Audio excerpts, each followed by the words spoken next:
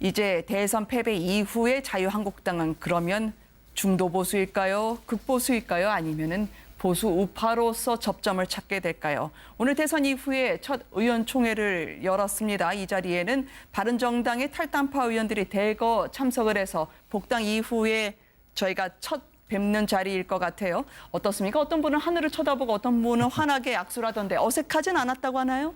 일단 저 사진은 저 네. 장면 하나 순간이기 때문에 저렇게 보일 수가 있는데요. 네. 이 의원총회에 직접 참가한 기자가 하는 이야기로는 어찌됐든 그렇게 뭐 썩 좋은 분위기일 수는 당연히 없겠죠. 그렇지만 네. 또 굉장히 가라앉는 분위기도 아니었다라고 지금 이야기를 합니다. 네.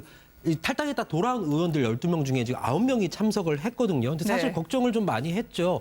너 나갔다가 들어왔는데 곱지 않은 시선으로 볼 수 있는 부분이잖아요, 네. 충분히. 그런데 사실 뭐 그렇지는 않았고 정운택 원내대표도 좀 많이 환영해 달라라고 이야기를 했고 실제적으로 대부분의 의원들이 이제 환영을 해줬다라고 이야기를 합니다. 근데 문제는 이제 이게 비공개로 전환된 이후에 이제 그때 이제 기자들이 들어갈 수 없잖아요. 그때 그리고 나서 들려온 얘기로는 뭐 일부 의원들이 이제 그 친박계를 중심으로 해서 지금 현재 이 지도부 책임론을 꺼냈다는 얘기가 나오고 있는데 그런데 네. 또 여기서 웃긴 게 사실은 지도부라고 해봐야 지금 현재 자유한국당에는 이 홍준표 대선 후보는 지금 잠시 떠나 있고요. 네. 그 정우택 대표 권한 대행밖에 없는 상황이에요. 그래서 그 현장에 갔던 취재 기자는 뭐 전체적인 분위기는 뭐 그렇게 좋지도 않았고 그렇게 나쁘지도 않았고 사실 어떻게 보면 어떻게 해야 될지 모르는 그런 상황처럼 보였다라는 이야기를 했습니다. 미국에 계신 이분은 내가 없으니까 역시 안 돼라고 생각을 하실까요? 왜 대선 이후에 지지율이 폭락을 했냐? 홍준표 전 지사가 SNS로 미국에 계시지만 한국에 있는 것처럼 활발하게 메시지를 던지고 있습니다. 당 쇄신해야 된다. 강한 야당이 돼야 된다고 주문을 하던데요.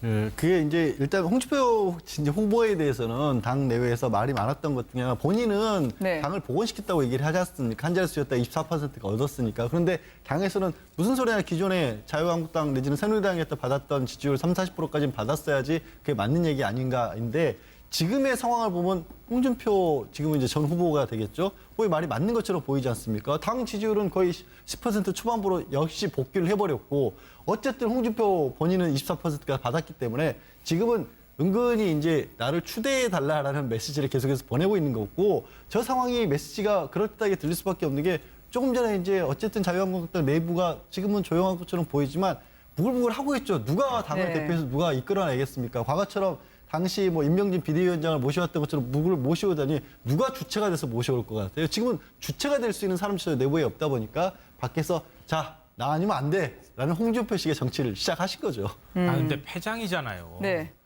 전쟁에서 패했잖아요. 패했으면은 지금 며칠 됐다고 지금 저런 거 자꾸 SNS에 올립니까? 저 지지자들 입장에서도 별로 이렇게 보기 좋은 모습이 아닙니다. 네. 그리고 저 아직 전당대회에 들어가지도 않았잖아요. 그런데도 불구하고 그 국내에 있는 것도 아니고 미국에서 저렇게 자꾸 올려두면 그럼 당내 오히려 분란만 조장하고 있다는 지적 받지 않겠습니까? 제가 볼 때는 별로 적절한 행동은 아닌 것으로 보이고요. 네. 지금 자유한국당이 뭐 쇄신해야 된다 이렇게 얘기했지만 지금 친박계 징계받은 의원들 다 풀어준 사람이 누굽니까? 지금 후보 시절에 홍준표 전 지사 아니겠습니까? 그러고 난 다음에 또 금방 선거 끝나고 나니까 본인 스스로가 일단 전쟁에서 패한 장수임에도 불구하고 다시 또 이 남아있는 의원들한테 다시 당 쇄신하라 이렇게 요구하는 게 이게 논리적으로 말이 됩니까? 말이 안 된다고 보는데요. 네. 결국은 뭐 의도라고 하면은 의도일 수밖에 없는 게 그냥 당권 나한테 주시오. 라고 자꾸 얘기하는 것밖에 안 되는 겁니다. 지금 당내 세력은 이런 것들을 정리할 사람이 지금 없는 것이다. 친박계도 빠지고 그 바른정당에서 오는 의원들도 결국 내 편을 들 수밖에 없다. 지금 한 30명 의원이 뭐 이 홍준표 전 지사한테 지금 뭐 지지선언처럼 저렇게 얘기도 하고 그랬는데요. 그렇게 하면 날 그냥 추대해 주든가 네. 새로운 모습을 보여줄 수 있는 보수의 어떤 진정한 대변자는 나니까 나한테 다 지지해달라 이렇게 얘기하는 거나 마찬가지여서 굉장히 좀 보기가 안 좋습니다.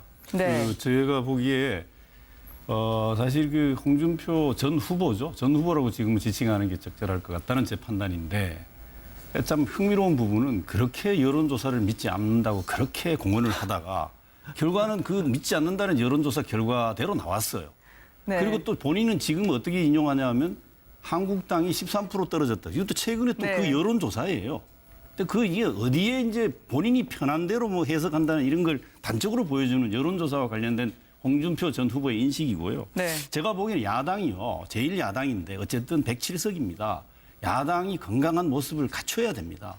그래야 사실은 나라가 여당에 대한 적절한 견제와 균형도 가능해지고 바르게 네. 간다고 봐서 지금은 사실은 자유한국당이 어쨌든 제1야당이기 때문에 107석입니다. 의석수로. 국민이 만들어준 부분인데 뭐 어떻게 구성됐든 간에 현재. 그러면 네. 이게 실제적 사실이기 때문에 야당다운 야당의 모습을 갖추는 게 되게 지금 중요하다고 저는 봅니다. 그렇다면 네. 전례로 보면 대선에 패배한 후보는 유구무원입니다. 지금은 자중하고 자기 성찰이 필요하다고 보여지고 네. 자유한국당은 지금 대대적인 자기 쇄신과 변화를 시도해야 됩니다. 정말로 보수 정당으로서의 가치를 제대로 구현할 수 있는 길을 찾아 집중적으로 자기 쇄신 노력을 전방위적으로 진행해야 됩니다. 지금은 그것이 자유한국당이 급선무고 그런 모습을 가져갈 때 네. 여당과의 관계에서 견제할 수 있는 그런 야당다운 야당의 모습을 갖출 수 있다고 저는 봐서 하루빨리 체제를 변화시키든 어떻게 보수다운 보수 정당의 면모를 갖출 것인가를 고민하고 집중해서 국민들 앞에 제시하는 게 가장 급한 과제라고 보죠. 네.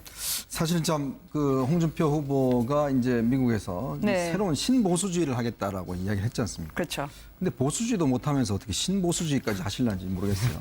근데 그런 걸 보면 또 오늘 네. 또 이게 의원총회를 했다는데 원래 이 대선 끝나고 나면 의원총회를 하면 당연히 초선들이나 이런 사람들이 나와서 정말 당이 왜 이러느냐 네. 이렇게 참 사장우도 토하고 했을 텐데 굉장히 즐거워들 보이시는 것 같아요. 네. 어떤 면에서는 참 보수의 지지자들은 지금 굉장히 마음이 상해 있고 상당히 지금 그 침울해 있는 그런 상황인데 네. 담당했던 의원들은 그렇게 썩 그렇게 나빠 보이지는 않습니다. 네. 자, 그런 걸 보면 예전에 우리가 보통 뭐 선거 끝나고 나면 의원들이 뭐 삼보일배도 하고 무슨 뭐 사죄 행보도 하고 뭐 이런 걸 했는데 좀 새누리당에서 그런 행보조차 없다는 것 자체가 보면 이대로 그냥 전당대회로 뭐 혹시 갈 예정인 것 같은데 어떤 면에서 보면 반성과 이런 그 책임 이런 게 없는 정당이 과연 앞으로 어떻게 새롭게 새로운 보수를 만들어낼 수 있을 것인지 새로운 보수는 그냥 상대방이 잘못해서 내가 또 지지가 올라가는 이런 보수가 아닙니다. 항상 보수는 보면 새로운 변화를 하고 먼저 네. 앞장서서 새로운 개혁을 했거든요. 그렇기 때문에 보수가 다시 또 정권을 잡을 수 있는 것인데 지금 저기 앉아있는 새누리당 의원들의 모습,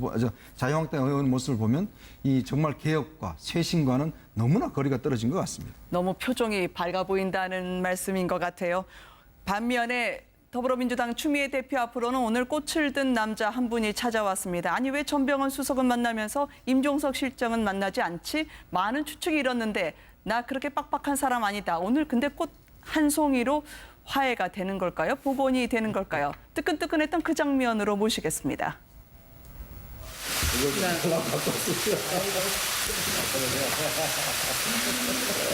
이게 저 사기는 제가 샀는데 마음은 대통령님 마음을 담은 겁니다. 근데 대통령님이 좀 인색하시네. 이게 한 송이밖에 안 주셔. 이게 한 송이에 우주가 들어있는 거니까. 이제 개인적으로는 누이고 기분이 많이 좋을 때는 이쁜 누이 이렇게 제가 부르면서 정치를 같이 해왔는데요.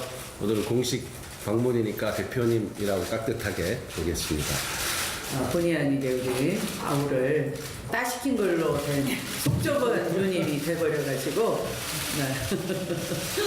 그래서 오늘 이렇게 마음의 선물 장미 한 송이를 담아서 온 것이니까 우리 아우를 계속 사랑하도록 하겠습니다. 정말 사랑해 주시는 거예요? 분위기가 상당히 화기애애하죠. 네. 지금은 아니죠. 오늘 이제 새 원내대표 뽑혔으니까 이제 네. 우상호 전 원내대표라고 해야겠죠. 임종석 실장이 찾아갔을 때도 저런 화기애애한 분위기였어요. 그래서 그 기자들이 그 임 실장이 나타나면 굉장히 마음이 편합니다. 네. 일단 뭐 예를 들어서 상대 당을 갔을 때 뭐 서로 기싸움하거나 이런 모습이 아니었기 때문에 굉장히 편했고 요즘 얘기 나오잖아요. 잘생겼다라는 이야기까지 많이 나와서 어떤 저런 분위기가 자연스럽게 더 형성이 되는 것 같아요. 네. 속은 어떨까요? 예, 그 새로운 지금 당청 관계 실험에 들어가 있다 이렇게 봐야 될 것 같고요. 당청 네. 관계, 당정 관계, 그리고 당정청 관계, 그리고 나아가서 국회와 청와대 관계 이런 모든 것이 새롭게 지금 재편해서 질서를 만들어가는 과정이다. 네. 그런 거는 큰 문제가 안 될 거라고 보고 앞으로 당청 관계가 대단히 중요하기 때문에 얼마나 한 몸이 돼서 수평적 관계. 다시는 청와대의 출장소로서의 여당이 그런 모습을 갖지 않기를 국민들이 바라고 있다는 점을 아마 유념해서 새로운 당청 관계를 잘 정비해 나가야 될 거라고 그렇게 생각합니다. 네.